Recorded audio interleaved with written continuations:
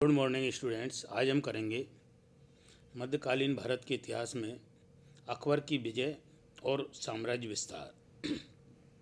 अकबर को विजय और साम्राज्य विस्तार की लालसा होने के कारण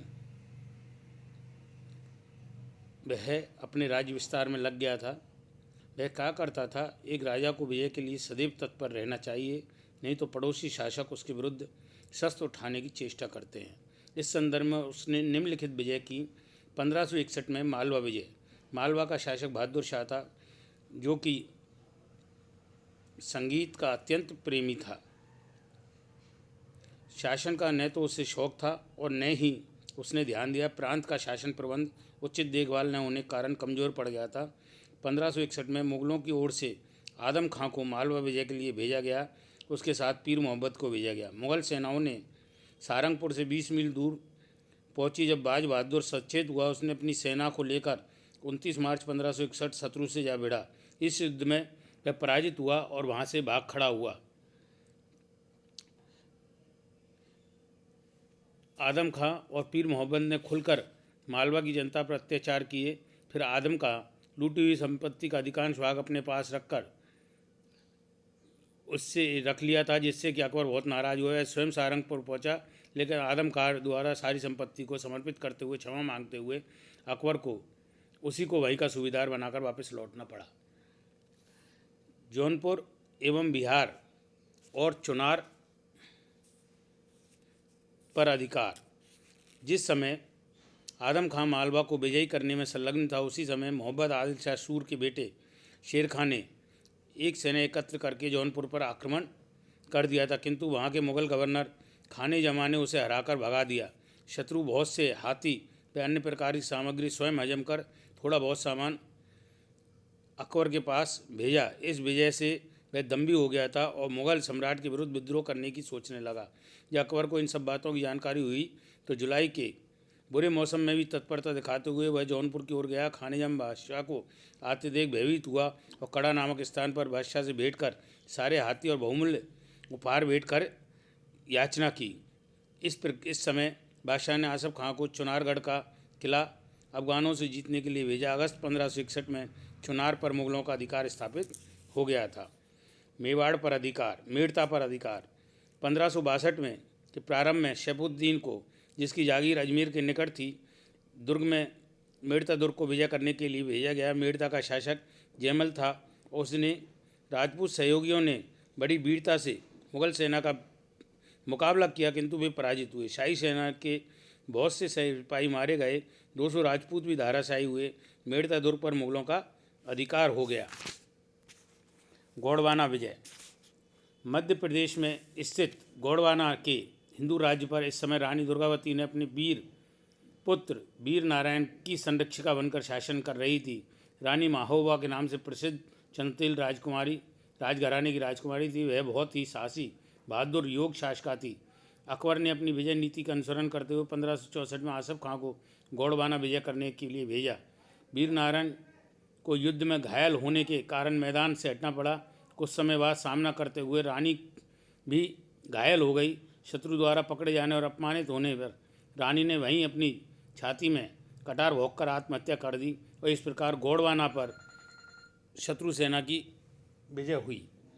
चित्तौड़ विजय। सितंबर 1567 में अकबर ने मेवाड़ के प्रसिद्ध किले चित्तौड़ को विजय करने का निश्चित किया। इसके कई कारण थे। प्रथम, मेवाड़ के राणा उदय सिंह को मुगलों को मलेच्छ समझता था। द्वितीय, राणा के मालवा के भूतपूर्व शासक बाज बहादुर को अपने यहाँ आश्रय दिया था। तीसरा, चित्तौड़ दिल्ली से गुजरात जाने वाले मार्ग पर स्थित था और दिल्ली अहमदाबाद के बीच के यातायात सब जब तक सुरक्षित नहीं रह जाता जब तक चित्तौड़ पर अधिकार न कर लिया जाए। चौथा, मेवाड़ के राणा को, जिसे संपूर्ण भारत पर इसके राजपूत नेता राजा अपना मानते थे, उसको अधीन किए बिना अकबर उत्तरी भारत पर अपनी सर्वोच्च सत्ता स्थापित नहीं कर सकता था। पाँचवां, मेवाड़ ने अभी तक अकबर की अधीनता स्वीकार नहीं की थी और उसके बिना राजस्थान के दूसरे राज्य अधीनता स्वीकार करने के लिए तैयार नहीं थे। छठा, फिर अकबर अपने राज्य के विस्तार तो करना चाहता ही था। स्वयं अकबर एक विशाल सेना लेकर 23 अक्टूबर 1567 को चित्तौड़ दुर्ग का घेरा डाला। 23 फरवरी 1568 को अकबर ने जयमल को बंदूक की गोली से घायल कर दिया और दुर्ग की सुरक्षा व्यवस्था और दीवारों में हुई दरारों की मरम्मत करने हेतु दुर्ग की प्राचीर को खड़ा था। जयमल के बुरी तरह घायल होने के कारण राजपूत निराश हो गए। स्त्रियों ने रात्रि में जौहर किया। दूसरे दिन प्रातः राजपूत केसरिया वाना पहनकर मुगलों पर टूट पड़े। केलवा के सरदार पत्ता के नेतृत्व में एक एक राजपूत युद्ध करता हुआ मारा गया, अपने मातृभूमि के काम आया। चित्तौड़ पर अकबर का अधिकार हो गया। चित्तौड़ में अकबर ने आसफ खां को गवर्नर नियुक्त किया और स्वयं आगरा लौट आया। रणथंभौर की विजय। चित्तौड़ को जीत लेने के बाद अकबर ने राजस्थान के दूसरे प्रसिद्ध दुर्ग रणथंभौर को जीतने का विचार किया। फरवरी 1569 में अकबर एक बड़ी सेना की सहायता से रणथंभौर के लिए घेर लिया। इस समय रणथंभौर बूंदी के हाड़ा शासक सुरजन राव के अधिकार में था, जो मेवाड़ के अधीनस्थ था। वह घेरा लगभग 1.5 महीने चला। इस दोनों पक्षों को हानि उठानी पड़ी। अंत में सुरजन राव हेड़ा ने यह सोचकर कि जब चित्तौड़ जैसे किले का पतन हो गया है तो उसे यह अधिक लाभ नहीं है, युद्ध जारी रखने में अधिक लाभ नहीं है, अतः आमेर के शासक भगवान दास के समझाने बुझाने पर सुरजन हाड़ा ने रणथंभौर का किला अकबर के समर्पित कर दिया और इस प्रकार 22 मार्च 1569 को रणथंभौर पर मुगलों का अधिकार हो गया।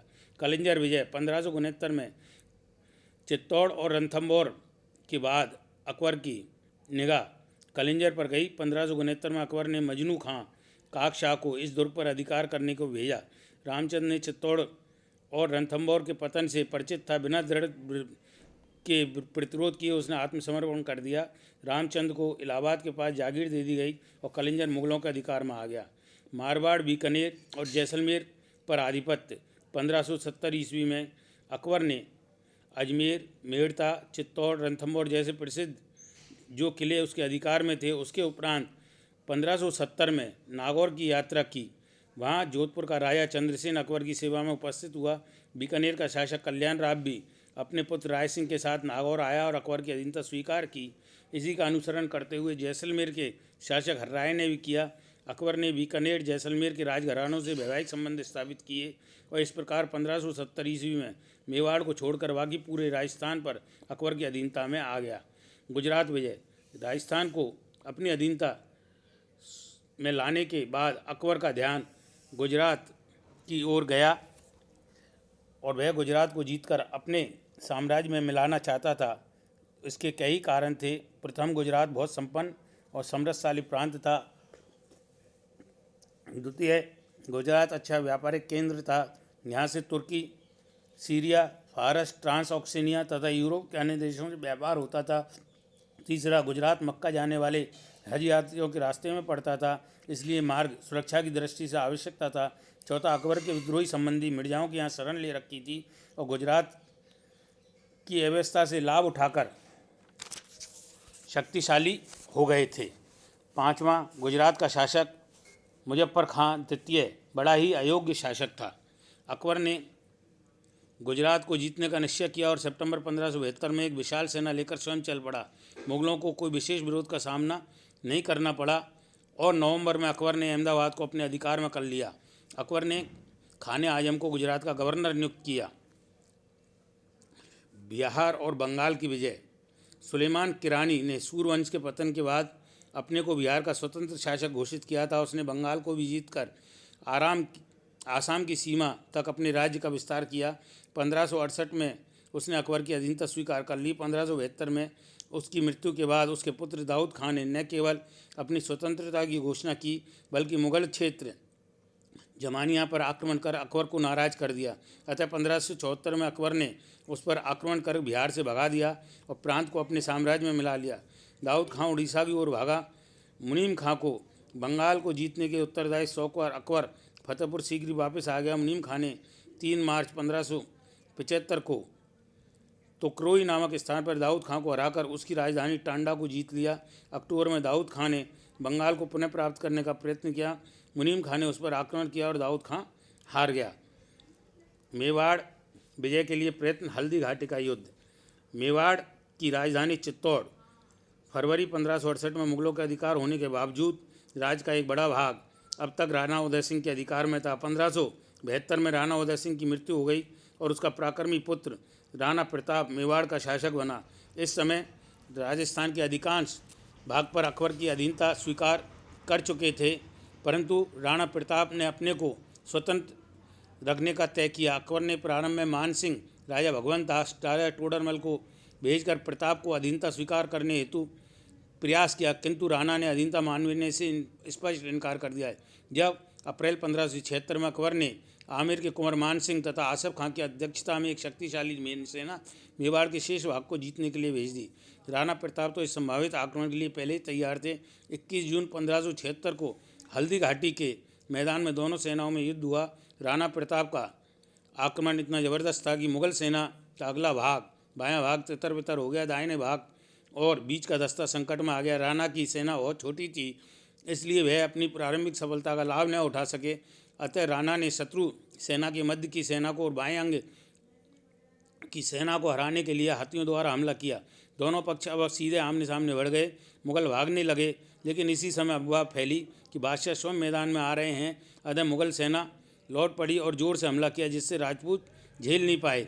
शत्रु सेना ने राणा प्रताप को चारों ओर से घेर लिया। ऐसी संकटपूर्ण स्थिति में प्रताप के कुछ स्वामी भक्त सैनिकों ने राणा के घोड़े की लगाम पकड़कर उन्हें युद्ध क्षेत्र से बाहर किया और बीदा झालर ने राणा प्रताप के मुकुट को अपने माथे पर पहनकर मेवाड़ सेना का नेतृत्व किया, लेकिन उसकी हिम्मत टूट चुकी थी और वे भी युद्ध क्षेत्र से भागे निकले। बहुत से राजपूत मारे गए। इस प्रकार हल्दी घाटी का अंत में राणा की हार हुई, किंतु मुगल इतने थक गए थे कि उन्होंने राणा और उसकी सेना का पीछा नहीं किया। कोकुंदा, जिसे राणा ने खाली कर दिया था, राजा मान सिंह ने दूसरे दिन उस पर अधिकार कर लिया, परंतु उन्हें आगे कोई विशेष सफलता नहीं मिली। अकबर ने मान सिंह को वापस बुला लिया। इसके बावजूद अकबर शहबाज खां, सैयद कासिम, सैयद राजू और सैयद हाशमी जैसा नौवीं सरदारों को भेजकर मेवाड़ से युद्ध करता रहा, परंतु राणा प्रताप ने उसका आधिपत्य स्वीकार नहीं किया। किंतु 1585 के बाद अकबर ने उत्तर पश्चिमी सीमा की ओर ध्यान देने के कारण राणा पर दबाव कम कर दिया और राणा ने इस अवसर का लाभ उठाया। 1597 में अपनी मृत्यु से पूर्व चित्तौड़ और मांगलगढ़ को परगने को छोड़कर बाकी समस्त मेवाड़ पर पुनः अपनी सत्ता स्थापित कर ली। इस प्रकार महाराणा प्रताप की मृत्यु के बाद भी उसके उत्तराधिकारी राणा अमर सिंह के विरुद्ध अकबर ने सेना भेजी, किंतु पूरे मेवाड़ को जीतकर उसे अपने राज्य में नहीं मिला सका। ये अकबर की विजय पूरी हुई। धन्यवाद।